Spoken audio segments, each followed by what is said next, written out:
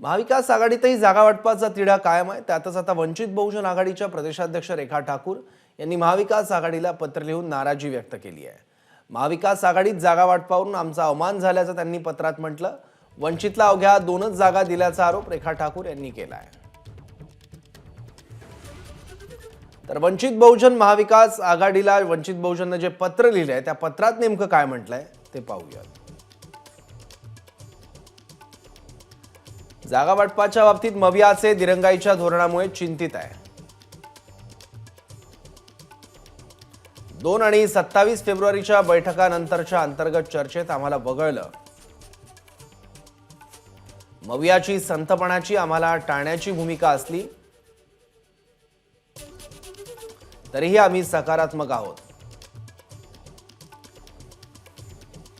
मवियाच्या बैठकीत वंचित बहुजन आघाडीला केवळ 2 जागा देऊ केल्या आहेत।